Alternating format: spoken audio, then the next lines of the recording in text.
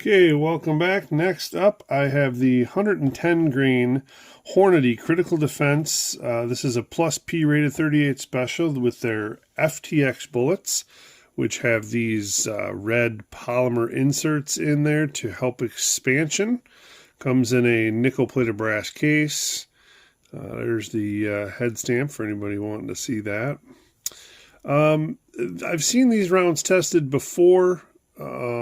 Usually they're with 2 and 4 inch barrel 38s. I will be testing in a 3 inch and a 6 inch for a little bit of variety. One other item of note is the box does have a velocity claim on here. I believe it's, what does that say? 1090? Yeah, the box has a velocity claim of 1,090 feet per second. But it does not list a test barrel length anywhere on the box. And that's the muzzle velocity. And that's one thing also I want to point out is that these boxes are always claiming muzzle velocity. The velocities that I provide are over the chrono, which is usually set up at about 10 feet away from wherever the shots are being taken. So approximately 3 to 3.5 yards away. So it's not exactly muzzle velocity that I'm giving you. So there is obviously a discrepancy, plus there's discrepancy anyways between any type of firearm that you use and their performance. So let's head out to the range. 11:17.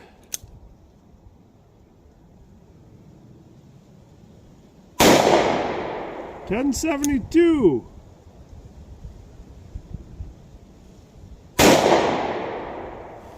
Error.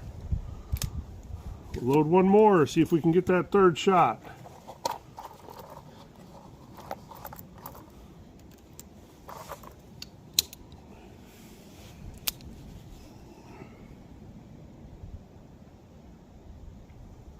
$10.63.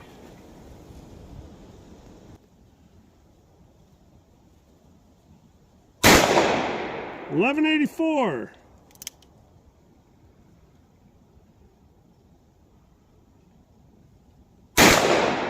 $12.47.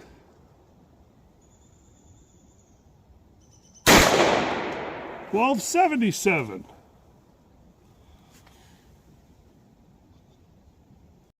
One more 6 inch Taurus Critical Defense.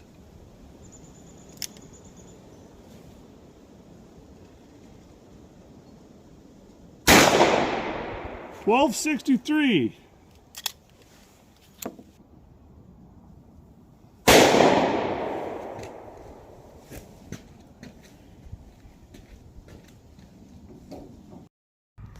Okay, Hornady hit right here. We'll look top down. Looks like some good disruption there at the front. Not terribly deep penetration again. It's this track all the way on the right, and there it stopped in the second block. Not terribly deep. But pretty good disruption. From the side, again, it's this track on the top closest to us. So, pretty good. And it's resting backwards in the second block. As far as distance in there, we'll measure that up here. Looks like leading edge is right there at 11 inches, or the back edge, I should say. 11 inches in the gel.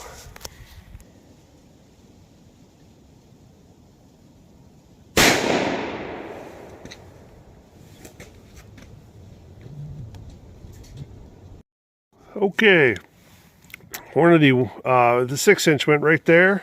I'll try to show you from the side here. It is, if you can disseminate those two, it's the lower track there. Did some okay tumbling, okay expansion. Problem is it did not get very deep. It only went right there into the second block. It stopped just barely into the second block. And these blocks are about 9 inches, give or take. So from the top, I'm not sure if we can see this very well. It's the track underneath this top one. So the tracks are a little hard to see. Again, it's not the best track in there. Maybe from up high it's a better shot. I'm not sure. It's again the one that's, how do I show you here? Yeah, it's they're kind of running together. It did all right. There looks like there's some expansion, but again, penetration is real short. Yeah, where that one sits down in there, leading edge is about 9.5 inches. That's all that got with the 6-inch. Okay, there we go. Hornady Critical Defense, 38 Special, 110 grain FTX bullets. 3-inch on the right, 6-inch on the, 3-inch on the left, 6-inch on the right. The 3-inch kept that little polymer plug. The 6-inch, it's somewhere in the gel blocks. Mild expansion, not very good penetration. We'll measure them back at home. Okay, back from the range with the 38 Special Plus P 110 grain Hornady Critical Defense with the FTX bullets. This has been tested before. A lot of people have seen the test done, at least from the 2-inch and from a 4-inch barrel. Again, I tested from the 3 and 6. Results were pretty much what we expected. The Hornady makes a very good bullet, especially the XTP bullet in 380 and in 9mm. They perform very, very well. Deep penetration, mild expansion, but they usually do very well. This one was a little bit different in that through the shorter barrels, it seems to do a little bit better. Again, it doesn't expand nearly as much. This is the 3-inch result here, and then this is the 6-inch result. So again, the 3-inch obviously does not expand as much, but it almost gets close to that ideal 12-inch minimum penetration, whereas through the longer barrels, the extra velocity obviously results in more expansion, which results in more drag and then not as much penetration. So the 6-inch was, though a pretty decent expansion, only about 9.5 inches in the gel, whereas the 3-inch got close. So this is one of those rounds where in a snubby, you might be okay for reasonable penetration, but you're not going to get very good expansion. So we'll go ahead and we'll throw these up on the scale here. We'll weigh them up.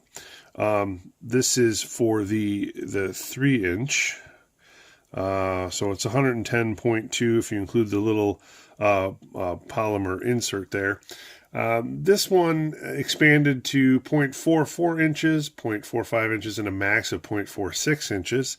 Out of the 3-inch barrel, we had an average 3-shot average velocity of 1,084 feet per second, which is just under the claimed velocity here of 1090, I believe it is. So right on what you would like to see, so that's pretty good. And that equates to 287 foot-pounds of energy. Through the, let's tear this out here again. Through the 6-inch barrel, we had remaining weight here. Again, this one I lost the polymer, the insert. So weight in here at 109.6 grains. So again, really no weight loss on this as well. The 4-shot average of this one was 1,243 feet per second, and that equated to 377 foot-pounds of energy. So pretty good energy out of these rounds, even though they are light for caliber, relatively light for caliber. Expansion on the 6-inch was 0.51, 0.52, and 0.53 inches at the max. So when it comes to 38 Special, the Hornady Critical Defense 110 grain plus P round, if you're carrying a snubby, it would probably be an okay round to carry. Anything larger than that, you just doesn't appear you're going to get that penetration that you need. There's going to be a lot of energy transfer pretty quick, but it's not really, probably not ideal. But that's the results that I got. Again, not much different than what I've seen done before, but I think it was a valid test, and I'm glad I took the time to take it while I was out there. Apologize that some of the wound track video isn't the best because, again, the tracks were all there pretty clustered in the middle, but I don't believe it's worth testing again. So hope you enjoy the video, and stay tuned for the next one.